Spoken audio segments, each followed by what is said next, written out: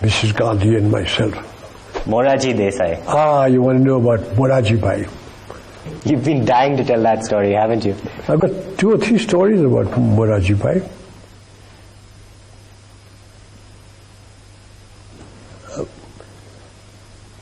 When I became army chief, Moraji Bhai was the finance minister in Mrs. Indira Gandhi's cabinet.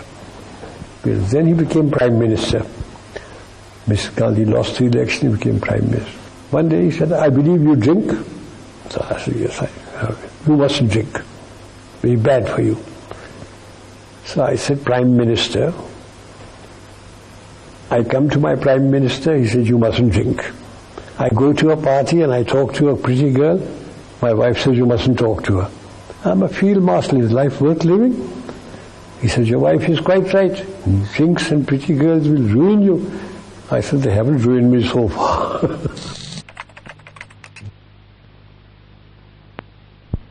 After partition, I became director of military operations, and I remained director of military operations for 3.5 years. I was sent to Kashmir with V.P. Menon, who was the state secretary. The Maharaja's army had, the Muslim element had revolted, the tribesmen had come in, and I was sent there with him, V.P. Menon, to see if he could get the accession from the Maharaja, see what the military situation was like. And at about midnight, the Maharaja signed. He kept on saying, you must send soldiers in. He said, we can't send soldiers into your state unless you accede to India. So at midnight he acceded to India. V.P. Menon handed over the accession papers to Mountbatten. Mountbatten looked at me. He said, Manekshaw. He didn't call him Manekshaw. What's the military situation like? I said, very bad, sir. The tribesmen are busy looting and raping about 9 kilometers away from Srinagar and the airfield. If they once get in, we've lost Kashmir, because we won't be able to fly troops in, etc. So he looked at Nehru, and Nehru talked and all, until Sardar Patel lost his temper.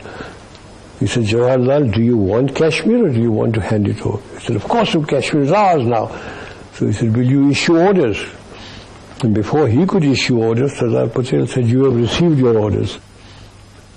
So I walked out, and we started flying troops into Kashmir.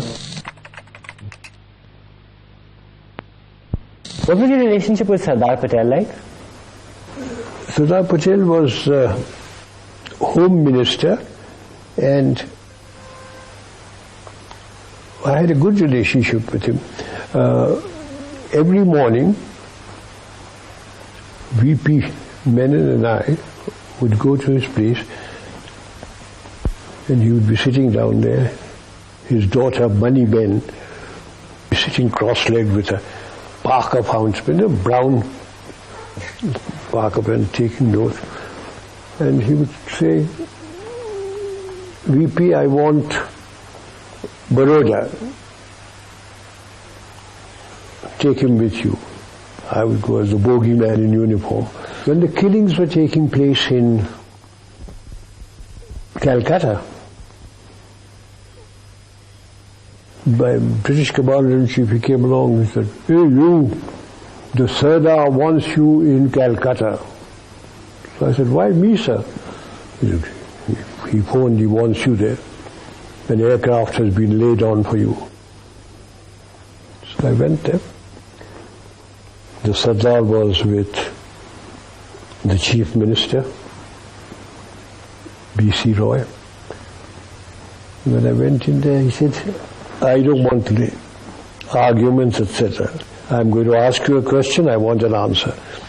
If I hand over the situation to the army, how many Bengalis will you kill and how long will it take you? And I was a very young brigadier.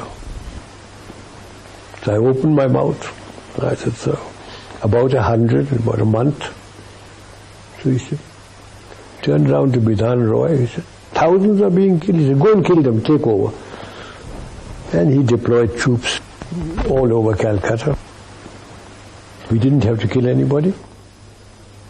Everything finished. He said, come here. And in Gujarati he tells me, "Tume sachu nahi bolo?" So I said, what have I done? He said, "Tume kahlu ki 100 Bengali na marso ne ek bhi nahi maryo." Then he told me, he said, well done, thank you. Then the Chinese came into Nifa and General Kaul was sacked and Krishna Menon was removed, and Nehru sent for me. He said, I've got a vigorous enemy. Will you go and take over? And I said, I've been waiting 18 months for this, Prime Minister.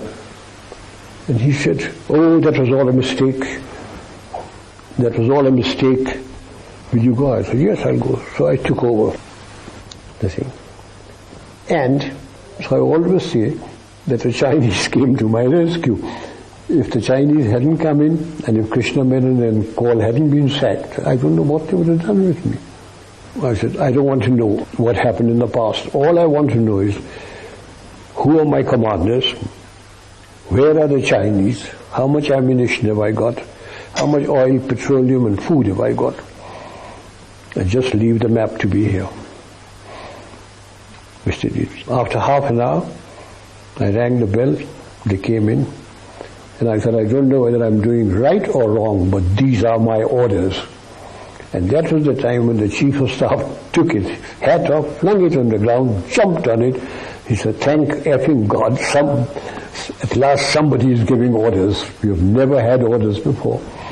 And my orders were that we start advancing. So where? No, Khanna, Leja.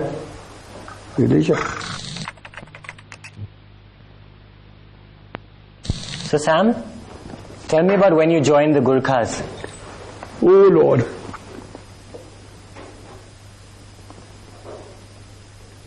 In the Indian Army, there were 10 regiments of Gurkhas. So when India got independence, like the Pakistan, people went to Pakistan, certain regiments went to Her Majesty's Gurkhas and certain regiments remained in India.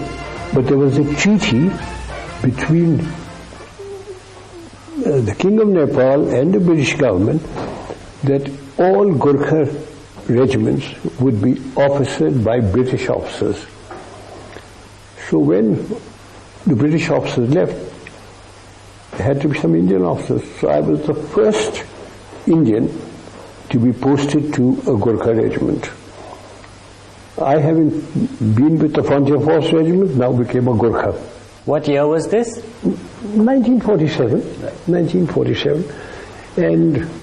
And I met a Gurkha sentry. I looked at him and I said, asked him, Tera naam kya hai? And he said, Har ka Bahadur Guru. Then I looked at him, Mera naam kya hai?